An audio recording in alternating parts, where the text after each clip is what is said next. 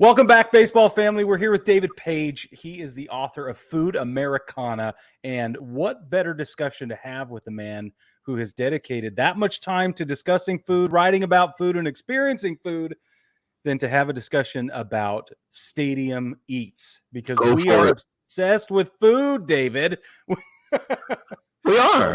It's interesting because I didn't include stadium food in my last book, but I'm currently working on a book tentatively titled Eating While Standing, about all of the ways that we aren't served, but we eat.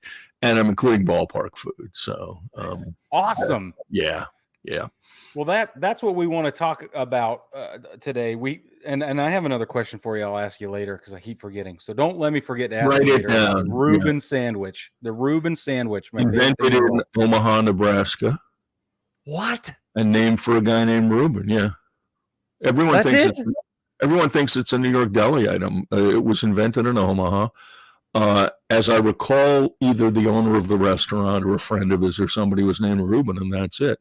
You know, it's perceived as a Jewish deli food. Technically speaking, it's not kosher because it mixes meat and milk in the same sandwich.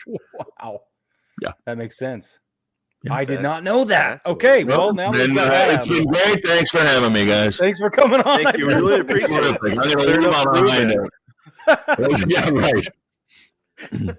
No, David, we wanted to know specifically, let's just start with the hot dog. Mm-hmm. How did the hot dog, do you think, become such a staple, such a cultural icon, especially in ballparks? Well, it's portable.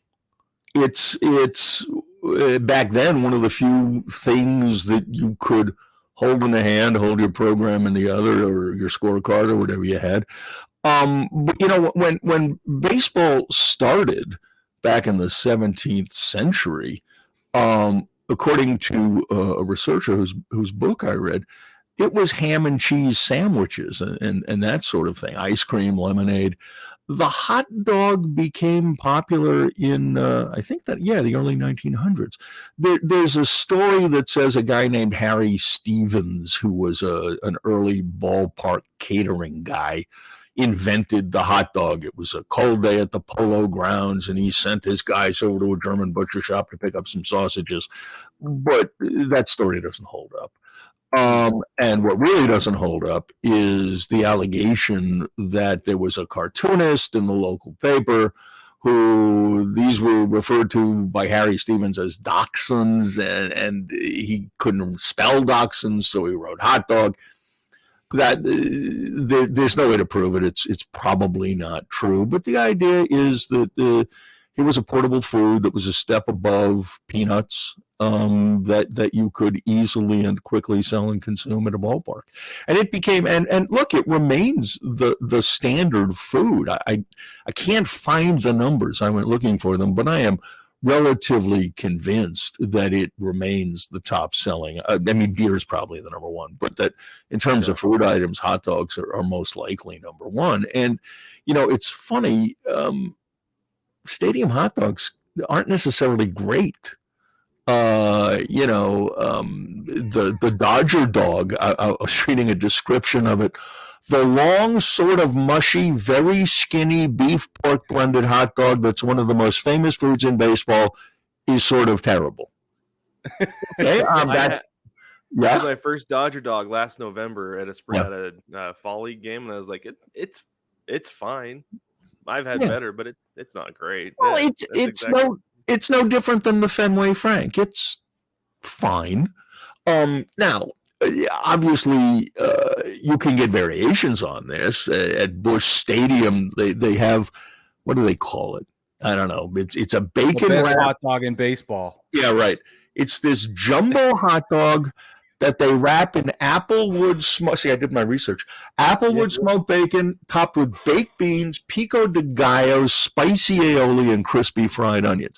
Now, that takes that basic food into the upscaled, sort of artisanal, sort of extreme area that hot dogs outside of stadiums have been occupying of late. I mean, you read articles about hot dogs. What's the best hot dog in somebody's state?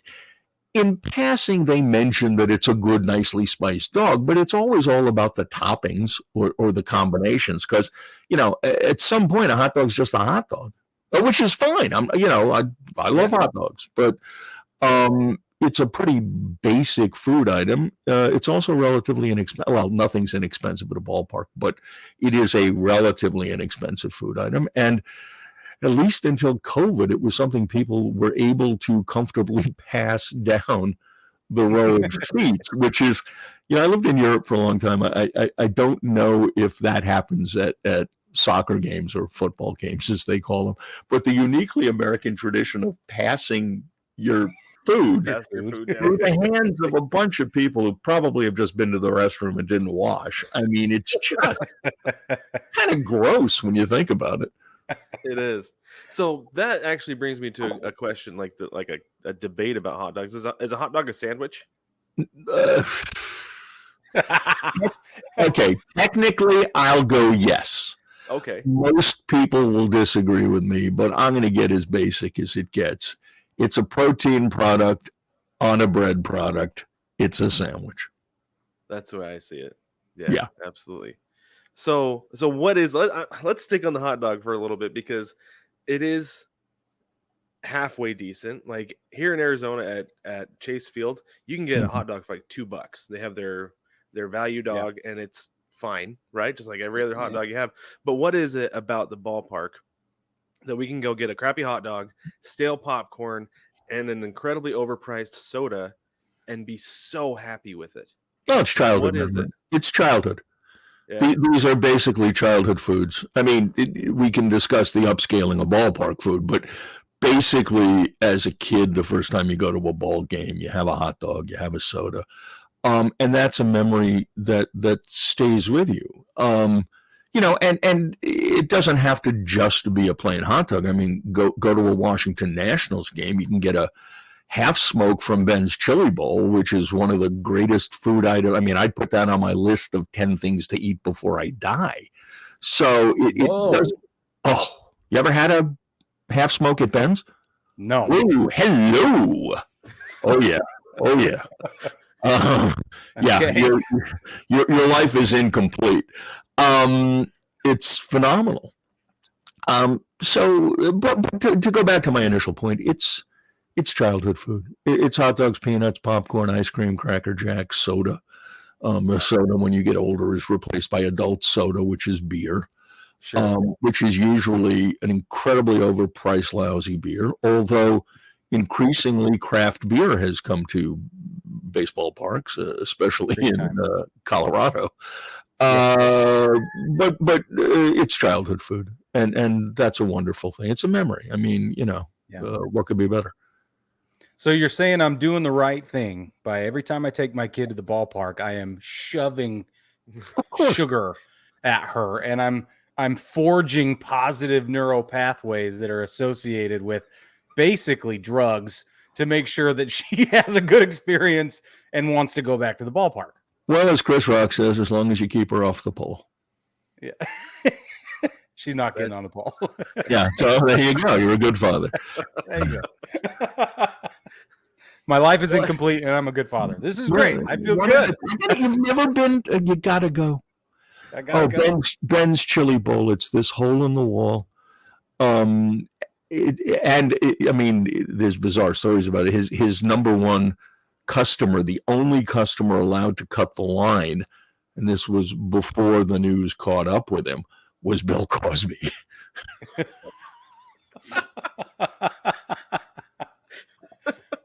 That's awesome. Yeah. So out of every hole-in-the-wall place you've ever been, what's one place you feel like would fit at a ballpark as far as like the way that the food is made, like it would actually work logistically, but also like what they have would be good for a ballpark? Oh. Can you think of one?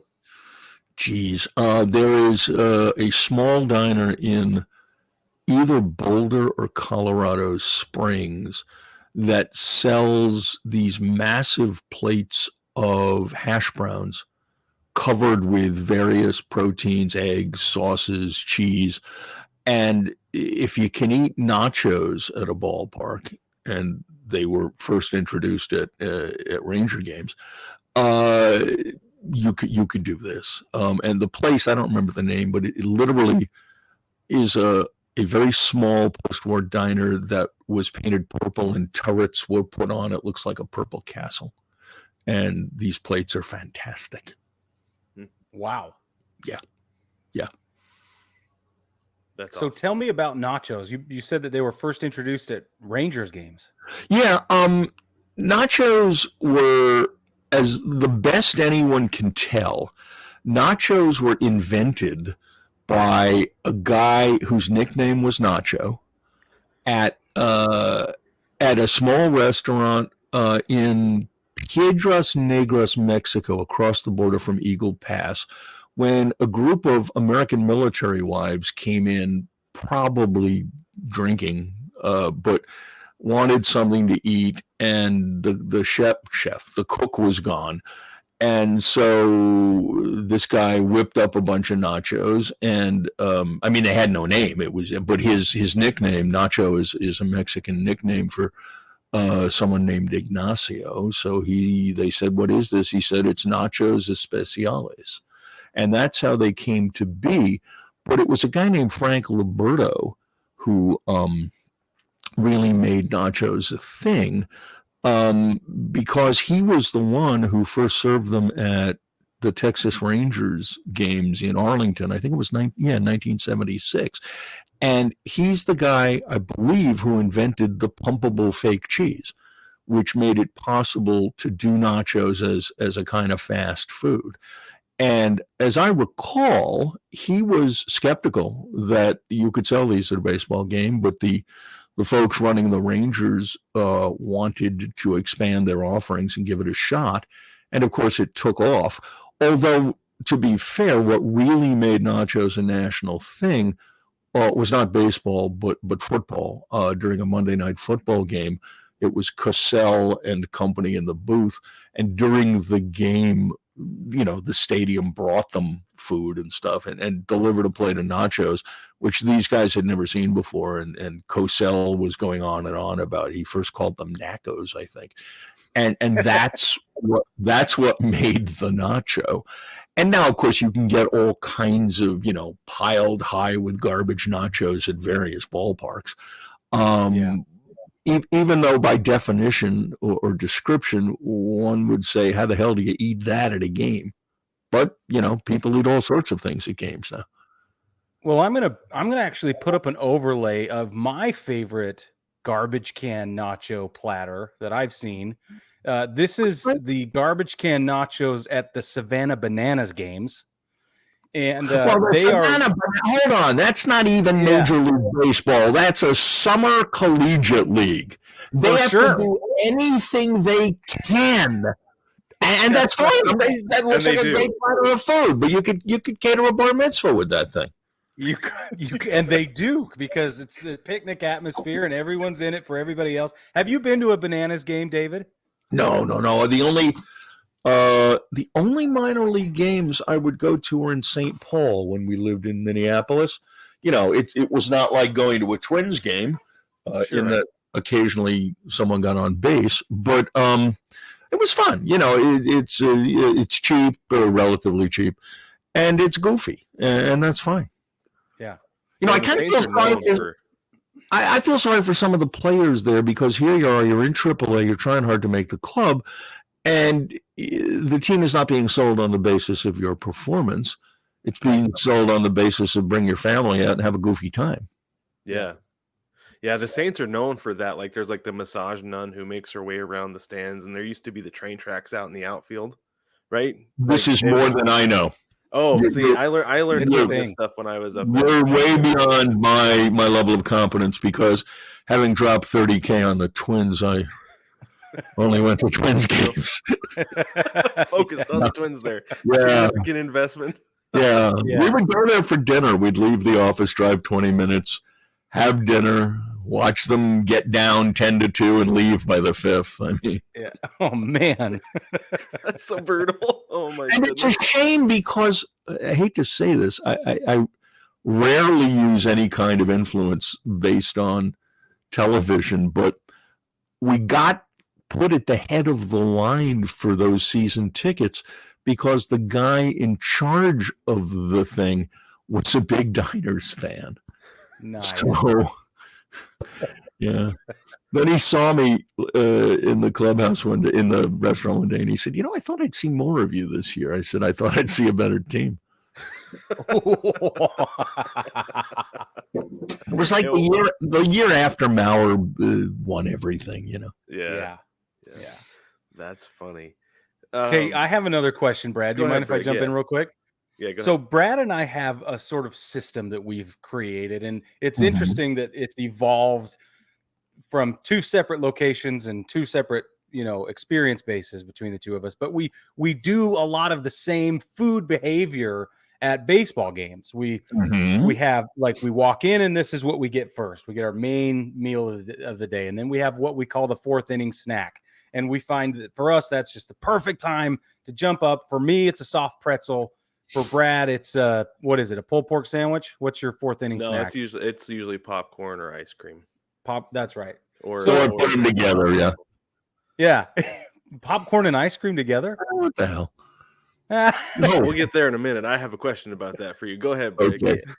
Anyway, so is this a normal thing we do, or are we just that invested in the ballpark experience? I think it's absolutely normal. We all have our food traditions, if you will. Our it's almost like food OCD. There's a certain way you become attached to food, which is a trigger for memory. It's a trigger for emotion. It's also a baseball game is an excuse to indulge.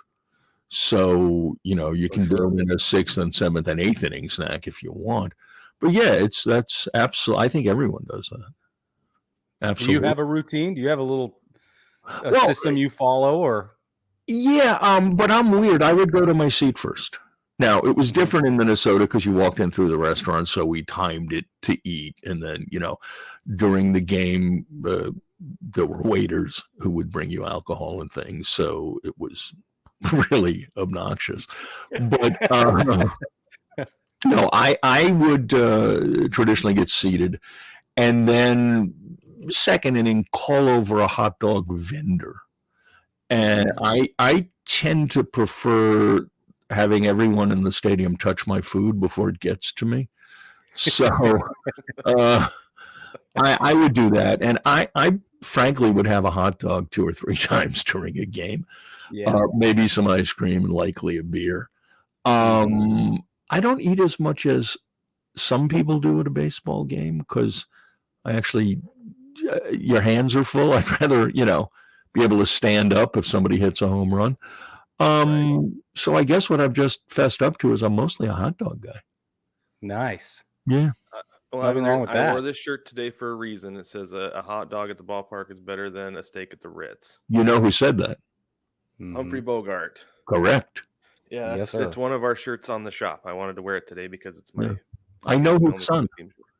Steve. Really? He worked at NBC when I was there. Wow. Cool. Yeah. That's really cool. Well, what's interesting, I mean, I don't know him well. We're acquaintances, but he would be telling a story and saying, and then my mom said, and you'd think, oh my God, he means Lauren Bacall. I mean, wow. Yeah. That's so cool. That is cool. That's awesome. So you talked about popcorn and ice cream. I'm curious how things like that happen at ballparks, like why people do things like this. This is a Burgerita, and it looks like it's two personal sized pizzas with a bacon cheeseburger between. Like, yeah, like this is a monstrosity. Why would somebody do that? And like, I think there's things like chili with Fruit Loops or something like that. Yeah, they would do it for exactly the result they just got, publicity. It is the opinion, it's my opinion, and that of some other observers of the food scene at ballparks, that the truly extreme stuff is mostly for buzz, that it's hard to eat, and in many cases not particularly good, but it gets people talking. It gets publicity for the ballpark. And Yeah, some, and look, some of it is perfectly edible. Generally, oversized versions of normal dishes. Like they sell a 2-foot hot dog, chili cheese dog at Rangers games. Okay, I mean that's fine. A lot of it. Look, the Braves are selling a $151 Wagyu beef burger. It's on an Irish buttered brioche bun with cage-free pan-fried eggs, gold leaf-wrapped Hudson Valley foie gras, grilled cold water lobster tail, heirloom tomato, Bibb lettuce, Tillamook cheddar cheese, and truffle aioli with a side of Parmesan waffle fries. It sells for $151 to honor the Braves' 151-year anniversary as a franchise. Now, who the hell's going to buy that? Nobody, but it got me talking about it. I found it in an article. I'm sure all 3 Atlanta TV stations covered it, Yeah. That's fine. And some of this stuff, I will say, is depends on how big it is. There are extreme dishes that make locals happy, like the Pirates in Pittsburgh. They sell cucumber kimchi with fried ham and mini pierogies on a toasted roll. Now, putting pierogies on a hoagie is actually not unheard of in Pittsburgh. They also sell sandwiches from Primanti Brothers, which are famous for putting a pile of French fries on top of whatever else you're having. So I would suspect that actually sells. Meantime, the Red Sox sell fluffernutter fries. Those are sweet potato fries, crushed peanuts, cilantro, peanut sauce, and fluff sauce. With fluff being that fake marshmallow stuff that's popular in New England. Yeah. I don't, does anyone buy that? I grew up in New England. I'm weird. They're weird, maybe, but it certainly is something to talk about. Yeah. You can get Rocky Mountain oysters at Colorado Rockies games, which for those who don't know are deep fried bull's testicles. But you can look at in Seattle, Crickets. they is it crickets or it's grasshoppers? Oh, it is grasshoppers. Deep fried grasshoppers. They brought them out, I think, probably for the PR benefit, and people went nuts and continue to buy them. It's a big deal. So, it's whatever strikes your fancy. I'm a little worried the grasshoppers are going to replace the garlic fries as the signature dish at T-Mobile. Because, man, those are killer. They're so good. Are they? I haven't. They're so good. Okay. Well, there you go. Yeah, you need to. It's like as soon as you walk in the gate, it smacks you in the face. You're like, okay, I need to go get some garlic fries to like settle that a little bit. And it's really good. They're the best I've ever had. They're legit. Yeah, you don't have to say slap you in the face. You can just say you get Chris rocked. It does. The interesting trend at the ballpark is take away the extreme stupid dishes. Is the degree to which local good food, or even if it's not good food, I mean, in Cincinnati, you can get Skyline chili at the park. That's a local dish. The half smoke at the game in Washington, the Cuban sandwich in Tampa, the crab cake in Baltimore. In San Diego, they're selling queso birria tacos, which are unbelievably good. They are unbelievable. Yeah, they're incredible. And, a lot of beyond local, there is a fair amount of elevated food being served at ballparks, stuff like sushi, or at Target Field now, Andrew Zimmern, the alleged celebrity chef, is selling chilled sesame peanut noodles and Korean fried chicken. I mean, you can get real food at a ballpark. I'm not sure I want to sit in my seat hoping to catch a foul ball while making my way through a poke bowl, but to each his own, What are you at the park for? Yeah. That would seem like it would be a mess. You got a foul ball coming. You got this bowl with your. On the other hand, you got a bowl to catch it in. So yeah, that's true. Or your glove. Yeah, but you got to put that on and put down the bowl. It's just maybe you use the glove to hold the poke bowl. Oh, maybe you just there you go. You get a first baseman's mitt, put the pokey in the mitt, and you're fine. Which helps condition the leather better than needs foot oil. Brig, you're set. I'm set, man. I got like 18 first base gloves. I saw a picture online the other day of Brooks Robinson's glove from one of their victorious World Series, and I don't know why, but it made me like shiver.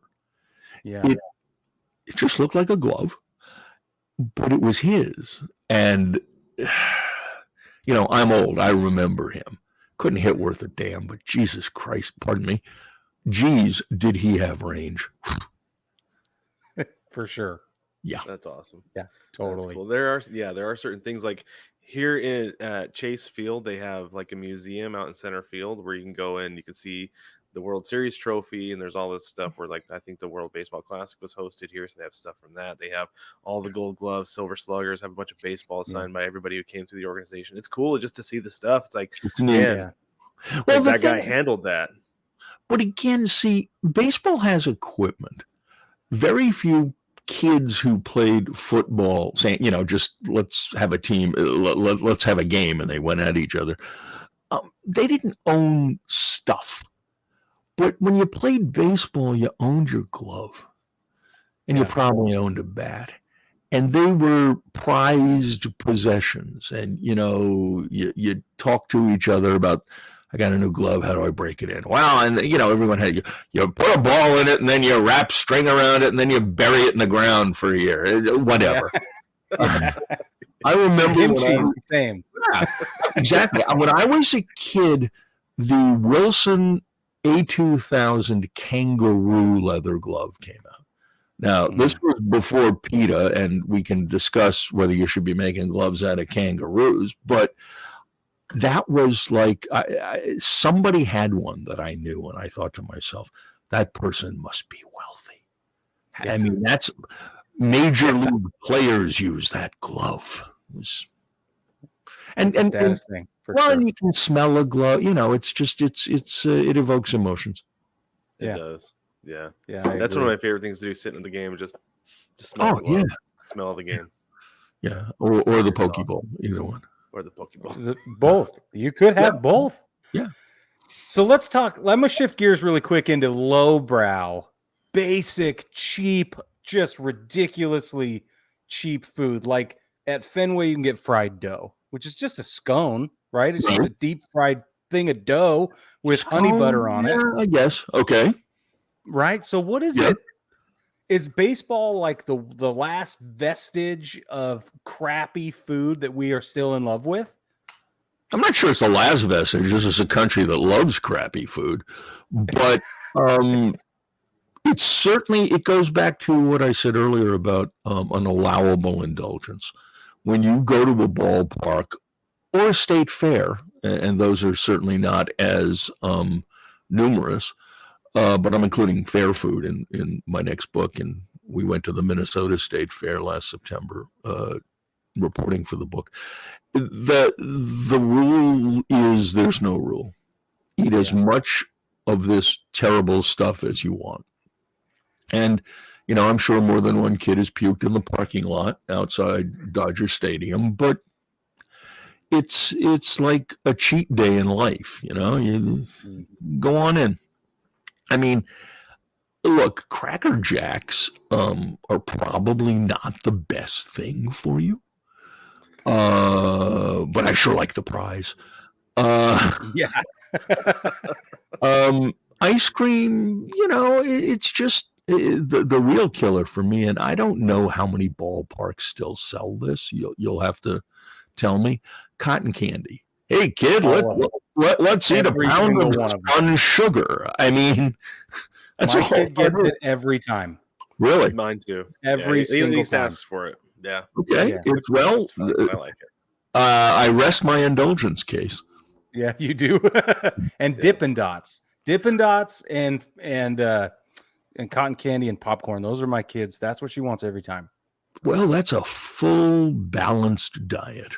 Yeah. You have one from the sugar group, one from the artificial flavoring group, and what's the third? It's popcorn.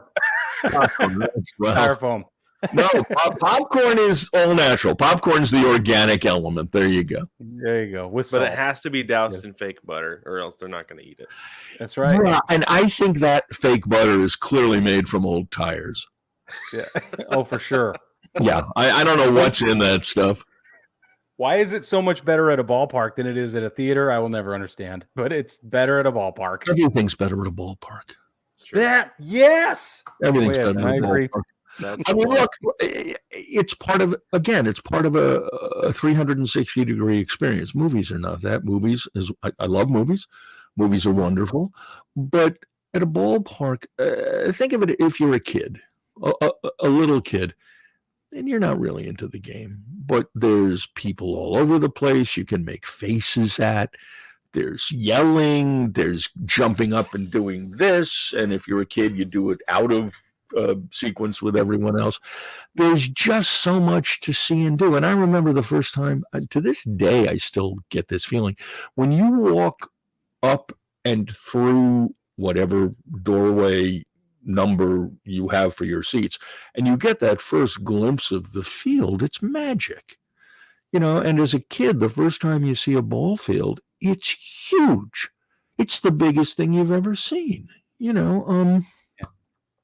And it's funny because as a journalist, you occasionally get down to the field. As an adult journalist, the field ain't that big anymore. Yeah, exactly. Right. Yeah. I was at a game with my buddy a couple weeks ago, and It got I was real. like, Sorry, go ahead. It got real big the time back in the 80s that NBC sent me to interview Dave Parker about his involvement in a cocaine ring. And I got press credentials, walked onto the field pregame. He was back there throwing. I'm on the sidelines, and I yell, "Hey, Dave, can I interview you?" He says, "Who you with?" I say, "NBC." He says, "Local or network?" I say, "Network." He says, "Okay, come on out." So I walk out with the crew, and I ask him about cocaine, and he looks at me and says, "You ever ask me anything like that again, I will squash your head." And then we left the field. What I wanted to yell back at him was, "Dave, I'm a big fan. I think you're great." It's work. I'm sorry. Yeah, by the way, could you autograph something for me while I run away? But that walk was so long. It was no, we walked very fast leaving. Yes. The longest mall walk of your life. Yeah, we left Kidding. quickly. But yeah, no, That's it's awesome. craid how big the field is. Like I said, I was telling my buddy, I was like, can you believe we played on a field this size when we were in high school? And he's like, it looks so much bigger. It looks Yeah, no, so much it's bigger.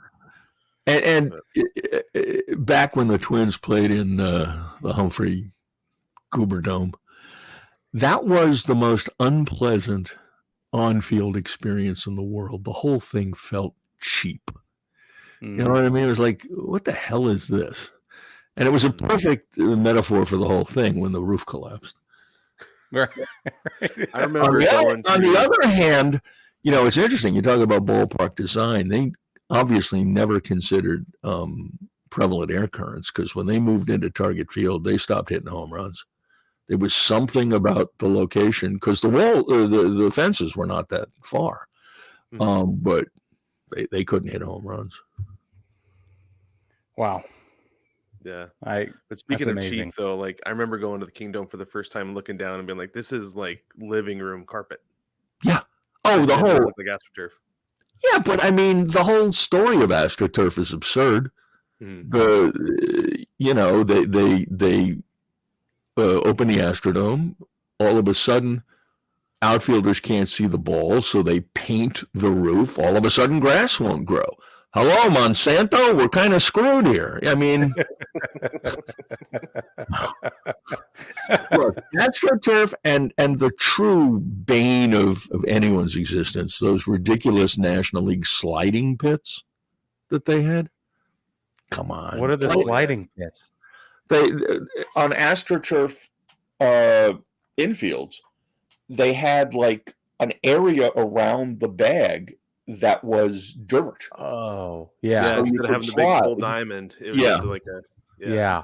I mean, I don't know if they do this in baseball, but what they do in football now with the dome stadiums, and the field is on tracks and they roll it out all week. And I guess you can't roll it out all week if it's a baseball stadium because you're playing, 10-game homestands. So Yeah. Yeah, usually with baseball now, like I feel like they're getting away from the domes and going to the retractable roof. makes much more sense. I think the only true dome left is the Trop in Trop. in St. Oh, and Petersburg. that's such a great stadium. Oh, beautiful ball. Yeah, just perfect for baseball. The ball goes up and it doesn't come down. Give me a break. Have you seen it from the outside? I was driving through St. Pete a couple of months ago, and it's on this cattywampus angle, like from the outside. You're like, it's almost like they thought, all right, if we put home plate here, and then the ball on the launch angle is going to be, so let's make the roof at a similar angle, and it just looks terrible. It looks like it's sinking into the ocean. It does. Literally. It's so weird. I hate to say this, but you've got a lousy team. No one will come support in a building that is not in any way suitable for baseball. Now you ask me about Rob Manfred. That team should not exist. Move it. Put it someplace where people want to go see a baseball game in a facility worth playing in. Well, they can't even get to it with the traffic problems that they have. I mean, it's just a nightmare. When the Rays do play well, it's an all-day affair just to get in and out. Yeah, it's plus the game time. Yeah. Terrible. Well, let's go ahead and wrap this up. David, thank you again so much for joining us. Again, check out his book, Food Americana. He just had a daughter graduate from college, so he needs you to buy his book. Yeah, that's right. It came out last year, right? It's the subtitle is. Oh, I'm sorry. The subtitle is The Remarkable People and Incredible Stories Behind America's Favorite Dishes. Yep. Look for it on Amazon. There's a lot of, I think, surprising information in there that very, very popular on Amazon right now. I just looked. You're at 4 out of 5 stars overall. Well, who the hell didn't give me 5 stars? I'm looking. What the heck? That's like batting 298. Damn, it was so close. No, on Amazon, that's like batting like a 398. This is killer. Okay. Well, go there and buy 12 or 15 copies of my book. Excellent. Hand them out at Christmas. They make a great Christmas gift. Or if you missed Father's Day last week, pick up a copy. Is there a place we can tell our baseball family where else they can find your forthcoming works and anything else you're working on? Well, I've got both a Facebook and an Instagram tied to Food Americana, and I'll keep folks updated there. Awesome. Excellent. Love it. Gentlemen, thank you very much for having me. This was fun. Good. We're glad. Yeah, thanks for being here. Anytime. Really enjoyable.